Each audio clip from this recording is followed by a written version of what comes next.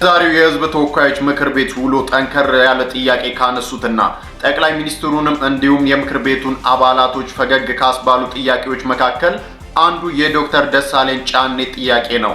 በተጨማሪም ሪፖርቱ የዲሞክራሲያዊ ማህበረሰብ አስፈላጊ ምሰሶች በሆኑት ሐሳብን በነጻነት የመግለጽ፣ የመሰብሰብ፣ የመደራጀት መብት ላይ ከፍተኛ ገደቦች መደረጋቸውን በአጽንኦት አመላክቷል። ጋዜጠኞች፣ አክቲቪስቶች እና ሰላማዊ ዜጎች እውነትን የመናገር መብታቸውን በመጠቀም ተጠያቂነት እንዲሰፍን በመጠየቃቸው ብቻ ማስፈራራት፣ እንግልት፣ ስደት፣ እስራት እና አለፍ ሲልም እገታና አስገድዶ መሰወር ይደርስባቸዋል ይላል ሪፖርቱ። ለምሳሌ ያለመከሰስ መብት ያላቸው አማራ የሆነ የፌዴራልና የክልል ህዝብ እንደራሴዎች የሆኑት አቶ ክርስቲያን ታደለ፣ አቶ ዮሐንስ ቧያለው፣ ዶክተር ካሳ ተሻገር ያለመከሰስ መብት ሳይነሳ ተይዘው ለ20 ወራት ታስረው ይገኛሉ። የተቃዋሚ ፓርቲ አመራሮች የሆኑት የአብን ስራ አስፈጻሚ ኮሚቴ አባል ዶክተር ቴዎድሮስ ኃይለማርያም፣ የኢዜማ የቀድሞ ሊቀመንበር ዶክተር ጫኔ ከበደ ከታሰሩ 2 ዓመት ሊሞላቸው ነው።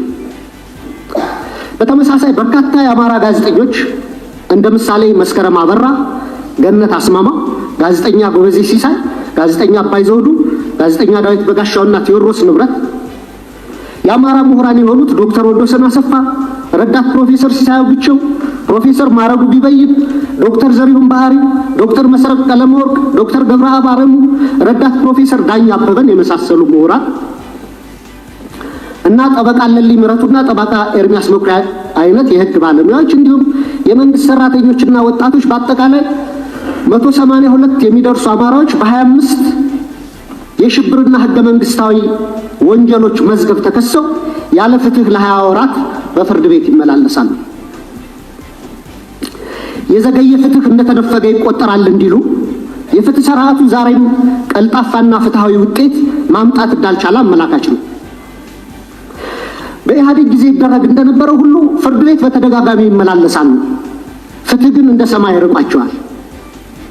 ይህንን ቪዲዮ መስራት በሰው ቁስል ላይ እንጨት መስደድ እንደሆነ ይገባኛል። ግን እንደሚባለው አንዱዓለም ጎሳ ይሄን ነገር ፈጽሞት ከሆነ የፈለገ አንዱዓለም ጎሳ ጥሩ ዘፋኝ ተወዳጅ ሊሆን ይችላል። እቺ ነፍስ ግን ፍትህ ያስፈልጋታል። ፍትህ ለቀነኒ አዱኛ። ይህ ግፍ ግን በሀገራችን መች ነው የሚቆመው? ህፃን ሆህተ ዳግም ትባላለች። ነዋሪነቷ በአማራ ክልል ዋግመራ ብሔረሰብ አስተዳደር ሰቆጣ ከተማ ሲሆን የ5 ዓመት ልጅና የኬጂ ተማሪ ናት። ይህቺ ህፃን አርብ ዕለት መጋቢት 5 2017 ዓ.ም እንደ ወትሮ ሁሉ ትምህርት ቤት ውላ ከተመለሰች በኋላ ከቀኑ 10 ሰዓት ተኩል አካባቢ ሰቆጣ ከተማ አዝባ ኮንዶሚኒየም በሚገኘው መኖሪያ ቤት ማንነታቸው ባልታወቁ ጨካኞች ታንቃ ታፍና ተገላለች። የህፃኗ ገዳዮች እናትና አባት ለስራ ቢሮ መሆናቸውን አረጋግጠው ህፃኗን አንገቷን አንቀው በማፈን ለህልፈት እንደዳረጓት ታውቋል። እባካችሁ ፍትህ ለዚች ህፃን። ትላንትናና ዛሬ በተለያዩ ሶሻል ሚዲያዎች የአያንቱ ጉዳይ መነጋገሪያ ሆኗል። አያንቱ ላይ የተፈጸመው የግድያ ወንጀል የተፈጸመው ከ1 ወር በፊት ነው። ከ2 ሳምንት በፊት ደግሞ ቢቢሲ አፋን ኦሮሞ አስነብቦ ነበረ። ይህንን መረጃ እኔም በአፋን ኦሮሞ አካውንቴ ላይ ሰርቼው ነበረ። የተፈጠረው ነገር እንዲህ ነው። ቢቢሲ አፋን ኦሮሞ እንዳስነበበው ከሆነ አያንቱ የባህል ልብስ ቤት ውስጥ ተቀጥራ ትሰራ ነበረ። እዛው ባለችበት ነው የተገደለችው። ፖሊሶች ደውለው ኑ አያንቱ ተጎድታለች ብለው ይጠሯቸዋል። ቤተሰብም ሆስፒታል ሲደርሱ አያንቱ ሞታለች፣ ሬሳዋን ነበረ እንዲረከቡ የተደረገው። እህቷም ስታረጋግጥ የአያንቱ ሬሳ በሸራ ተጠቅልሎ ነበር ያገኘችው። በዛ መሃል ነው እንግዲህ እናቷን እና ወንድሟን የፖሊስ አካላት ድብደባ የፈጸሙባቸው። ይህ መረጃ ቢቢሲ አፋን ኦሮሞ ካስነበበው 3ኛ ሳምንቱን ይዟል። ወንጀሉ ከተፈጸመ ደግሞ ወራቶች ተቆጥረዋል። ቢሆንም ግን ፍትህ ለአያንቱ።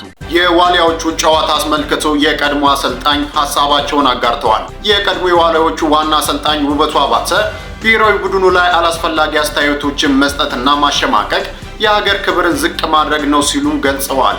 ሀገርን ማቃለል፣ በአጸያፊ ቃላት የማሸማቀቅ ንግግርን ማድረግ ምንም መውቀት አይጠይቅም ሲሉ አሰልጣኝ ውበቱ አባተ በማህበራዊ ትስስር ገጻቸው ላይ ባሰፈሩት መልእክት ተናግረዋል። ከሰሞኑም የኢትዮጵያ ብሔራዊ ቡድን አምበል በማህበራዊ ሚዲያ ሙድ አትያዙብን ማለቱ አይዘነጋም።